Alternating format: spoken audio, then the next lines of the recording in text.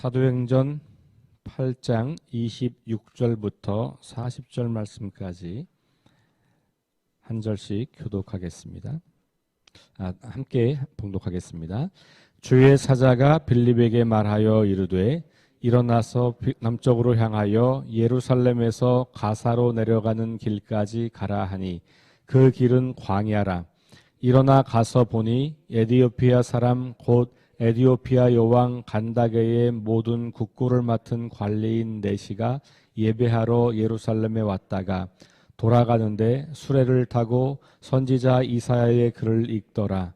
성령이 빌립더러 이르시되 이 수레로 가까이 나아가라 하시거늘 빌립이 달려가서 선지자 이사야의 글 읽는 것을 듣고 말하되 읽는 것을 깨닫느냐? 대답하되 지도해 주는 사람이 없으니 어찌 깨달을 수 있느냐 하고 빌립을 청하여 수레에 올라 같이 앉으라 하니라. 읽는 성경 구절은 이것이니 일러스되 그가 도살자에게로 가는 양과 같이 끌려갔고 털 깎는 자 앞에 있는 어린 양이 조용함과 같이 그의 입을 열지 아니하였도다. 그가 굴욕을 당했을 때 공정한 재판도 받지 못하였으니 누가 그의 세대를 말하리요? 그의 생명이 땅에서 빼앗김이로다 하였거늘 그 내시가 빌립에게 말하되 청컨대 내가 묻노니 선지자가 이 말한 것이 누구를 가리킴이냐? 자기를 가리킴이냐? 타인을 가리킴이냐? 빌립이 입을 열어 이 글에서 시작하여 예수를 가르쳐 복음을 전하니 길 가다가 물 있는 곳에 이르러 그 내시가 말하되 보라 물이 있으니 내가 세례를 받음에 무슨 거리낌이 있느냐? 이에 명하여 수레를 멈추고 빌립과 내시가 둘 다 물에 내려가 빌립이 세례를 베풀고 둘이 물에서 올라올새 주의 영이 빌립을 이끌어 간지라. 내시는 기쁘게 길을 가므로 그를 다시 보지 못하니라. 빌립은 아소도에 나타나 여러 성을 지나 다니며 복음을 전하고 가이사라에 이르니라. 아멘. 네, 오늘 8장의 이제 후반부 이야기, 빌립의 유대 지역의 선교 활동을 봅니다. 그러니까 어제는 사마리아 성에서 복음을 전했던 이야기를 함께 했고요. 오늘은 성령께서 이 빌립을 유대 지역으로 이끌어 가셨고, 빌립은 거기에 순종해서 이제 그 길을 떠나면서 에디오피아에서 온 네시를 만나게 되고 그에게 복음을 전하는 그런 이야기를 우리가 보게 되었습니다. 오늘 말씀해 보니까 남쪽으로 향하여 예루살렘에서 가사로 내려가는 길까지 가라 이렇게 이야기를 했어요. 그러니까 지금 우리 식으로 말하면 예루살렘이 서울이라고 치면 어제는 그 서울의 북부 지역으로 간 거예요. 그래서 경기 북부, 파주, 운산, 그 위에 개성, 이제 이쪽 지역을 사마리아 지역이라고 말하는 거고요. 예루살렘에서 더 내려와서 이제 남쪽 지역을 유대 지역이라고 말을 해요. 그래서 예루살렘에서 가사로 내려갔다고 하는 말은 서울에서 저기 한 천안, 그 다음에 보령 이쯤 약간 바닷가 쪽으로 간 거예요. 그렇게 이제 갔고 나중에 그가 그 해안길을 따라서 가이사라까지 올라가게 되죠. 그리고 빌립은 오늘 말씀에서 이제 빌립의 이야기가 끝나고 9장으로 가면 이제 사울 이야기가 새롭게 등장하고 빌립은 21장 8절에 가면 다시 만납니다. 21장쯤 가면 이 사도행전 28장까지 있는데 21장은 사도 바울이 3차 전도 여행을 마치고 예루살렘으로 돌아오기 직전에 가이사라에 들렸다가 예루살렘으로 오는 거예요. 그래서 거기서 잡혀서 로마로 압송되게 됩니다. 그때 가이사라에서 빌립의 집에 머뭅니다. 그러니까 빌립은 이때 가이사라에 가서 거기서 정착을 하고 거기서 살았다고 생각할 수 있어요. 그 딸을 넷을 낳고 그 딸 중에 한 아이가 이제 예언을 하는 딸이 있었다. 이제 이런 이야기가 21장 8절 이하로 나오게 되죠. 그러니까 빌립은 흩어져서 복음을 전하고 그리고 결국은 가이사라 지역을 중심으로 그가 계속해서 거기서 복음을 전하고 또 성경에 정확하게 그에 대한 기록은 없지만 그가 계속해서 그 땅에서 사람들과 함께 공동체를 교회를 세워갔을 것이다 라고 볼 수가 있을 것 같아요. 어쨌든 그런 빌립의 모습을 오늘 우리가 함께 다시 만나게 됩니다. 자, 오늘 중요한 그 표현은 주어가 26절에 주어가 주의 사자예요. 성령이라고 말할 수도 있는 거죠. 그러니까 성령께서 빌립에게 말씀해 주신 거예요. 그래서 남쪽으로 향하여 가라. 이렇게 성령께서 주의 사자가 빌립에게 말을 했다라고 하는 이 표현을 문자적으로 여러분들이 이제 보실 수도 있겠지만 문자적으로 보시면 좀 당황스러움이 있을 수 있어요. 왜냐하면 여러분들에게는 주의 사자가 이렇게 나타나서 말씀하시는 적이 별로 없으실걸요. 그죠? 그런 분이 계실 수도 있겠는데 저에게는 한 번도 없어요.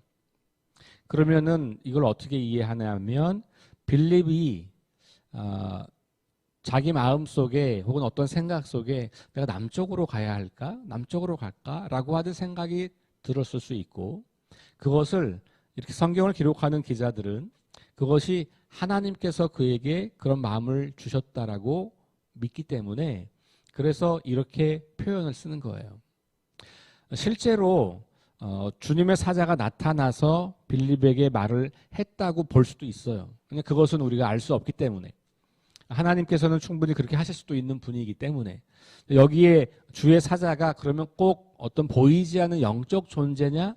그러지 않을 수도 있어요. 어떤 사람이 주님의 사자의 역할을 할 수도 있겠죠.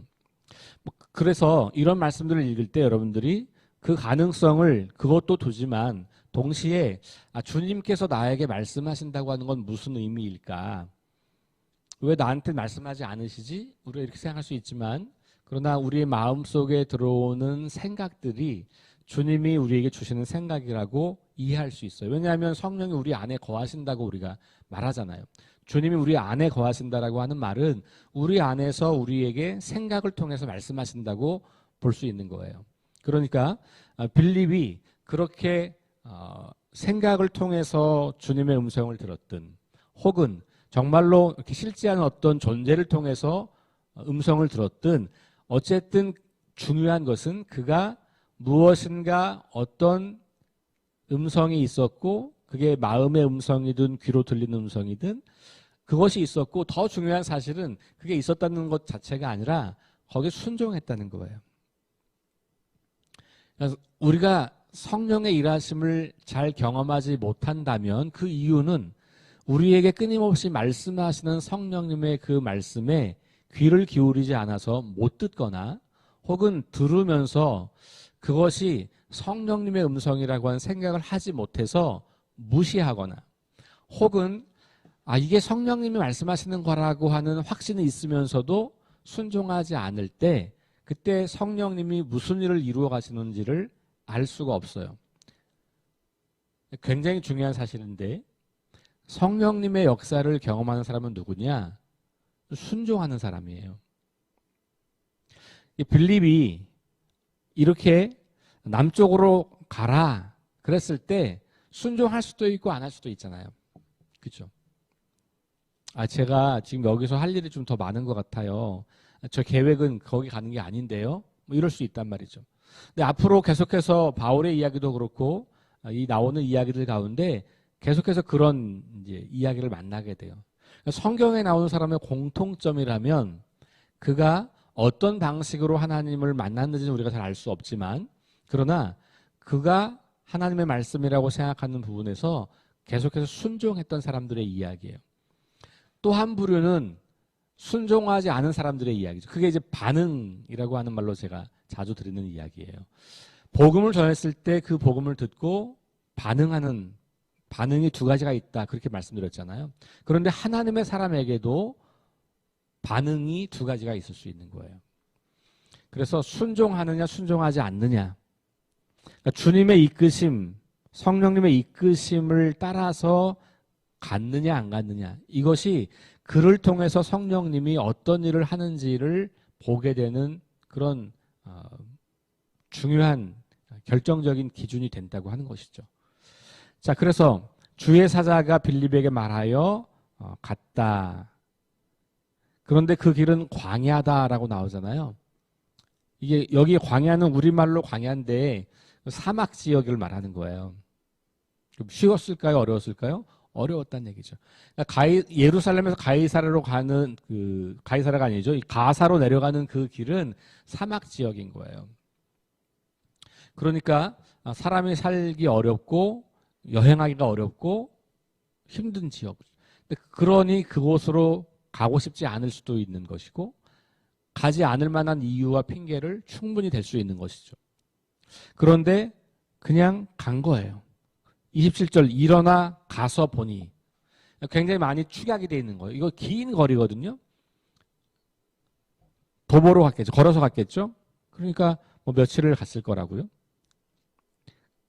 그러면 그 광야길을 걸어가서 보니, 그렇게 나왔죠.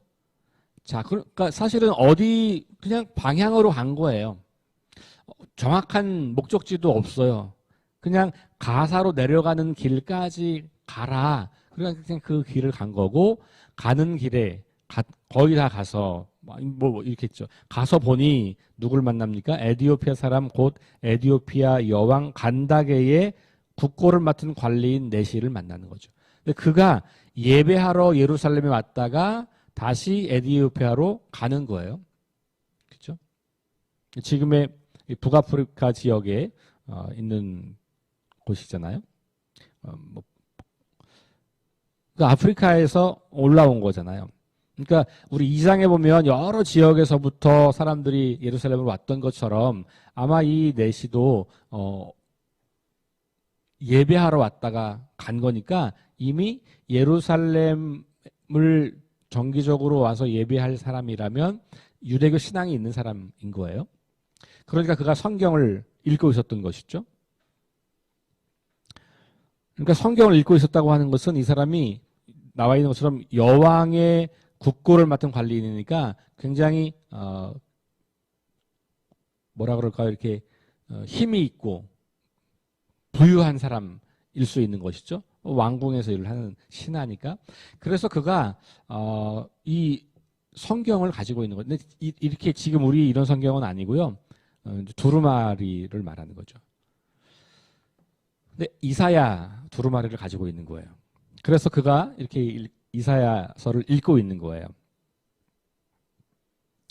자, 그래서 29절에 성령이 빌립더러 이르시되 말하죠. 그러니까 26절에 주의 사자가 빌립에게 말하여 똑같은 표현이에요. 성령이 빌립에게 이르되 이 수레로 가까이 나아가라.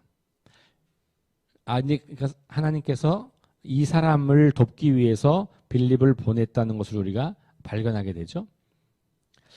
그러니까 여기쯤 오게 되면 빌립은 내가 이 사람을 만나라고 하나님이 나를 이끄셨구나 라고 하는 걸 이제 감지하기 시작하는 거죠. 그리고 나서 가까이 가서 보니까 그가 성경을 읽고 있었고 그러면서 물어보는 거죠. 성경을 읽고 있는데 이사를 읽고 있는데 그 읽는 것을 잘 이해가 됩니까? 이렇게 이제 물어보는 거예요. 깨닫느냐? 이렇게 물어본 거니까 잘 이해가 됩니까? 이해가 되죠? 이렇게 물어보니까 글쎄 이 지도해 주는 사람이 없어가지고 읽어도 잘 뭔지 모르겠어요. 이렇게 이제 이야기하는 거죠. 그러니까 빌립을 청해서 수레에 올라오게 하고 같이 성경을 읽고 이야기하는 거예요. 자, 32절 읽는 구절은 이것이니 일렀을 그러면서 이제 이사야서의 말씀을 읽게 되고 34절에 네시가 빌립에게 묻는 거예요. 이 선지자가 이 선지자는 이사야를 말하는 거고 선지자가 이 말을 한 것이 누구를 가리킴이냐? 누가 이렇게 어린 양처럼 도살을 당하는 어린 양처럼 끌려가고 그 다음에 그렇게 입도 열지 않고 굴욕을 당하고 있고 공정한 재판도 받지 못하고 이게 누구를 말하는 거냐 도대체 이렇게 이제 물을 때 빌립이 그 구약 성경의 이사야 이야기를 시작하면서부터 쭉 열어서 이야기를 해서 예수를 가르쳤다 이렇게 말하죠. 그런데 재미있는 표현은 이 글에서 시작하여라는 거예요. 그러니까 이사야 선지서의 이 글에서부터 시작해서 쭉 이야기를 하고 예수님에게까지 왔다는 얘기죠. 그렇죠? 그러니까 이 이사야가 전한 구약에서 선포한 예수님을 미리 말한 것 같은 이 표현을 가지고 쭉 하나님 나라가 어떻게 이어져 오고 있는지, 하나님 어떻게 일하셨는지 그런 이야기들을 계속해 나가면서 복음서 이야기, 그리고 부활 이야기, 승천 이야기, 예수 그리스도를 전하는 그런 모습을 보게 됩니다. 자, 그러니까 길 가다가 내시가 내가 세례를 받고 싶다라고 먼저 요청을 하죠. 세례를 받고 싶다고 말했다고 하는 것은 뭐냐면 단순하게 어떤 내가 기독교인 되겠다라고 하는 어떤 의미라기보다는 내가 새로운 삶을 살고 싶다는 말이에요. 그러니까 내가 이제까지 잘 알지 못했던 하나님 나라를 깨닫게 되었고 예수 그리스도께서 바로 하나님 나라를 우리에게 선포하신 분이라는 것도 알게 되었고 그분이 말씀하신 하나님 나라도 알게 된 거. 그러니까 그 모든 과정이 다 생략되어 있는 거고 그렇게 됐을 때 내가 이제는 더 이상 예전의 유대인으로서의 삶이 아니라 예수를 메시아로, 다시 말하면 예수를 하나님 나라로 하나님 나라를 선포하고 가르치시고 살아냈던, 그리고 이미 이 땅에 하나님 나라가 시작됐다고 하는 것을 믿고 내가 이제 그런 삶을 살아야지라고 하는 삶의 방향을 결정적으로 바꾸는 결단을 한 거죠. 그리고 나서 세례를 받겠다고 요청을 하는 거예요. 더군다나 이 당시에는 이런 세례가 이 사람에게는 흔하지 않았을 거 아니에요? 그렇죠? 유대교인으로서 세례가 있었을 수 있겠지만 내가 새로운 믿음 체계 그리고 새로운 삶의 방식을 갖게 되었을 때 자기가 세례를 받겠다고 하는 거예요. 그러니까 지금 우리는 태어나서부터 교회에서 자라서 쭉 자라고 아니면 교회에서 늘 세례를 하는 걸 경험하기 때문에 때가 되면 세례 받는 거야라고 하는 걸 인지하고 있겠지만 이때는 그렇지도 않을 때 아주 초기였으니까. 그런데 그가 스스로 세례를 받겠다고 했다는 것은 그런 종교 의식을 참여하겠다고 하는 정도가 아닌 거예요. 인생을 완전히 바꾸어서 내가 이제 완전히 새로운 삶을 살겠다고 하는 결단을 내린 거죠. 복음을 들었을 때 삶의 방향을 완전히 수정하겠다고 결정을 하고 그리고 그것에 대한 징표로 세례를 받겠다고 한 거예요. 빌립이 가만히 들어보니까 세례 받을 만하다는 판단을 한 거죠. 거리낄 게 없다. 그리고 세례를 준 거예요. 그러니까 이 이야기를 읽을 때 그냥 몇 마디 나누고 한 2, 3분 나누고 세례 줬다 이렇게 생각하시면 안 되고요. 이건 꽤 긴 이야기. 그리고 특별히 예수님에 대한 이야기를 잘 풀어서 설명해 주었고 그리고 하나님 나라에 대한 이야기가 잘 전달이 됐다라고 우리가 볼 수 있는 거죠. 자, 그리고 나서 그 다음이 둘이 물에서 올라올새 주의 영이 빌립을 이끌어간지라. 또 주의 영이 이끌어갔다는 표현이 등장하죠. 빌립은 내시와 헤어지고 난 다음의 여정도 계속해서 주의 영이 이끌어가는 대로 간 거고 그게 마지막에 가이사라까지 가게 된 거예요. 그러니까 그의 여정이 남쪽으로 왔다가 다시 해안가를 따라 아스돗이라고 하는 북쪽으로 좀 올라갔다가 그리고 더 북쪽으로 올라가서 이제는 저 사마리아 지역을 더 위로 올라가면 가이사라거든요. 그 지역까지 올라간 것은 주의 영을 따라갔다라고 볼 수 있는 거죠. 자, 내시는 기쁘게 길을 가므로 그를 다시 보지 못했다. 그러니까 방향이 달라진 거예요. 자, 내시는 기쁘게 길을 갔다. 기쁘게 길을 갔다. 이 기쁨이라는 단어가 또 등장하죠. 어제 읽었던 말씀 8절에도 보면 사마리아 성 사람들이 복음을 받아들였을 때 그 사마리아 성에 기쁨이 있었다. 이렇게 표현이 되고 있어요. 복음을 받아들인 사람들의 반응은 기쁨이라고 하는 것이죠. 자, 40절 빌립은 아소도, 여기 아소도가 아스돗이라고 등장하기도 하고요. 여러 성을 지나다니며 복음을 전하고 가이사라에 이르렀다. 그러니까 계속해서 성을 지나면서 복음을 전했고 가이사라까지 갔다라고 하는 그 빌립의 사역을 이제 그렇게 정리하고 있는 것을 보게 됩니다. 자, 성령님에 이끌려서 성령님의 말씀에 순종하여서 이렇게 자기의 삶을 복음을 전하는 삶으로 살았던 빌립의 이야기를 본 거죠. 다시 처음 말씀으로 돌아가 보면 성령께서 이끄실 때 우리에게도 성령께서 이끄시는 것이 있는 거죠. 우리가 성령님이 우리 안에 있다라고 믿는다면, 내가 그리스도 안에, 그리스도가 내 안에 있다고 하는 걸 정말 믿는다면 매 순간순간 우리에게 말씀하시는 분이 있다는 것을 믿는 거예요. 그러니까 말씀하시는 분이 계시다는 것은 내가 그 말씀에 귀를 기울일 필요가 있다는 이야기예요. 그러니까 여러분이 성령님은 내 안에 계세요, 주님은 내 안에 계세요 라고 믿는데 귀를 기울이지 않으면 그러면 그분을 무시하는 거죠. 우리가 가장 기분 나쁠 때가 언제예요? 무시당할 때예요. 그렇죠? 무시당할 때. 내 옆에 누가 있어서 내가 뭐 말을 거는데 도무지 반응하지 않아요. 없는 척 하는 거예요. 그럴 때 우리는 정말 기분 나쁘잖아요. 가장 불쾌할 때가 그때거든요, 사실. 왜냐하면 내 존재를 인정하지 않는 거기 때문에 그래요.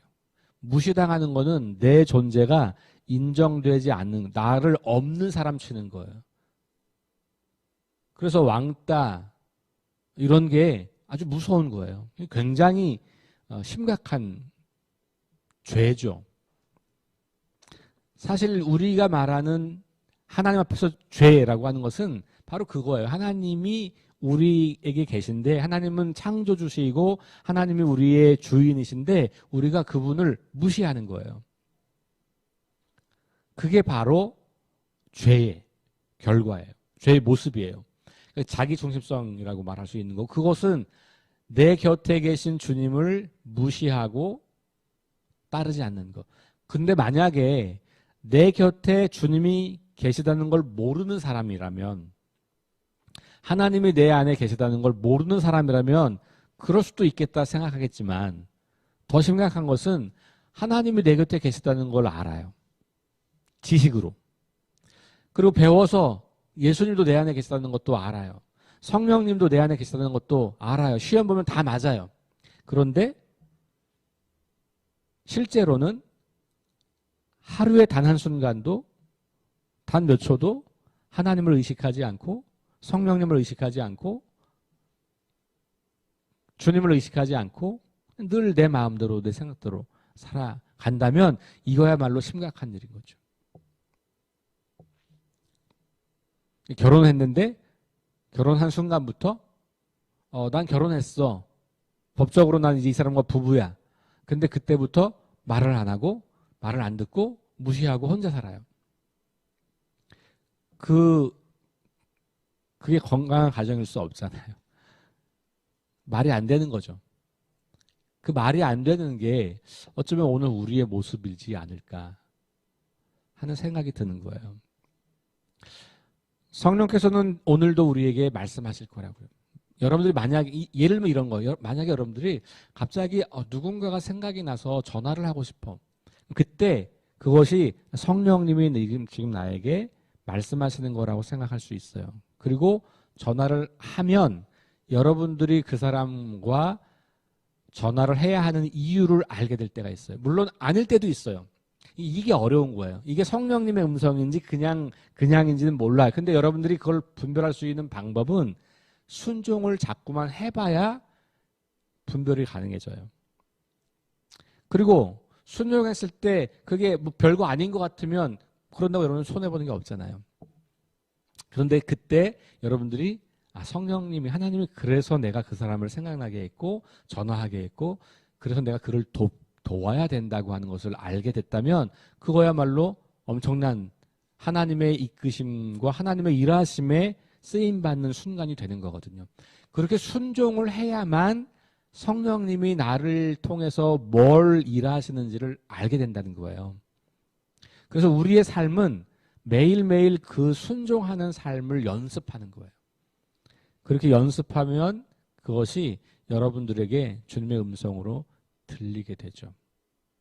어떤 목사님이 그 말씀 하시더라고요. 사람들이 질문한대요. 이게 주님의 음성인지 아닌지가 잘 모르겠어요. 네. 이렇게 질문을 한다는 거죠. 근데 그 목사님이 이렇게 답변을 하시더라고요. 엄마 목소리가 헷갈려요? 사랑하는 사람의 목소리가 그 사람 목소리인지 아닌지 헷갈려요? 이게 무슨 말일까요? 친밀하면 헷갈릴 수 없다는 거예요. 친밀하지 않기 때문에 이 음성이 누구 음성인지가 불분명하다는 거예요. 시장에서 내가 엄마랑 헤어졌어요. 근데 엄마가 내 이름을 부르고 있으면 그 소리가 들리면 이게 엄마인 줄 알아요. 그죠? 그건 뭐냐면 나와 하나님과의 관계가 얼마나 친밀하냐의 문제라는 거죠. 그러니까 친밀할수록 우리는 주님의 음성이 더 잘 분별되게 되는 거고 만나 안 만나를 고민할 이유가 없게 되는 것이죠. 만약에 내가 주님의 음성이라고 하는 걸 전혀 모르고 산다면 친밀함이 없을 수 있다는 거죠. 그러니까 지식으로는 알지만 그게 나와 하나님이 별로 안 친한 거예요. 근데 친하려면 어떻게 해야 돼요? 소통을 자주 해야 돼요. 그러니까 이게 다 연결되어 있는 거예요. 소통을 자주 한다는 건 뭐예요? 말씀을 자주 읽는 거예요. 그러니까 매일 정해진 시간에 규칙적으로 말씀을 읽고 그 안에서 하나님이 어떤 분인지 하나님이 어떻게 일하시는지를 깨닫게 되면 나에게 들려오는 음성이 하나님이 하시는 일인지 아닌지를 알게 돼요. 이게 마귀가 나한테 주는 생각인지 아닌지가 분별이 된다고요. 근데 이게 마귀의 음성인지 하나님의 음성인지 내 본성의 음성인지를 헷갈린다면 그럼 우리가 하나님과 친하지 않을 가능성이 높은 거예요. 자, 오늘 이 빌립의 이야기를 통해서 성령의 이끌림을 받는 사람의 모습을 생각해 보았습니다. 오늘 하루도 여러분들이 잠시 머물면서 주님께서 나에게 오늘 어떻게 살라고 하는지 생각나게 하는 것들을 통해서 내가 어떤 걸 순종해야 할지 그 순종했을 때 어떤 일하심을 경험하는지를 누리면서 살아가시는 그런 하루가 될 수 있기를 주의 이름으로 축원합니다. 기도하겠습니다. 하나님, 오늘 빌립이 유대 지역으로 내려가서 복음을 전했던 그리고 에티오피아 사람을 만나서 그에게 복음을 전하고 그리고 그가 기쁨으로 돌아가고 그리고 또 빌립은 계속해서 성령의 이끌림을 따라서 다른 지역으로 갔다는 이야기를 듣습니다. 성령님은 이미 우리 안에 계신 분이고 우리가 매일같이 대화를 나누는 그런 친밀한 내 곁에 가까이 계신 분인 것을 우리가 머리로는 알고 있지만 매 순간순간 우리가 말씀하시는 주님 그 음성에 귀를 기울이는지 다시 돌아봅니다. 우리 안에서 말씀하시는 그 말씀에 귀를 기울이고 그것에 순종함으로 하나님이 나를 통해서 어떤 일을 행하시는지를 계속해서 경험하고 그런 경험을 통하여서 하나님의 자녀로 거룩한 인생을 살아가는 부활의 능력과 소망으로 하나님 나라를 살아내는 그런 우리 성도들이 다 될 수 있도록 인도하여 주옵소서. 감사드리며 예수님 이름으로 기도합니다. 아멘. 우리 함께 네 가지 기도 제목 가지고 기도합니다. 첫 번째, 부활의 능력과 소망을 품고 하나님 나라를 증언하고 살아내게 하소서. 말씀의 기준이 하나님 말씀이 내 삶의 기준이 되게 하소서. 김희동 권사님의 의식회복을 위해서 우리 김유경 집사님이 어제 좀 많이 상태가 안 좋으셔가지고 세브란스 응급실로 갔다가 어제 밤에 8시 한 4, 50분 경에 동신병원으로 아마 이제 응급실로 나가게 됐는데 세브란스에는 병실이 없었대요. 그래서 밤에 동신병원으로 이송을 해서 거기에서 당분간 좀 치료를 받을 것 같아요. 고통이 많이 심해졌다고 하더라고요. 기도해 주시면 좋겠어요. 우리 김유경 집사님 위해서 기도해 주시고 또 그 외에도 우리 알고 있는 우리 질병으로 고통당하는 분들, 연약함으로 고통당하는 분들 위해서 기도하시고 전쟁과 자연재해와 가난과 억압으로 고통당하는 우리 지구촌 이웃들을 위해서 우리 함께 합심해서 기도하시고 개인 기도하고 돌아가겠습니다.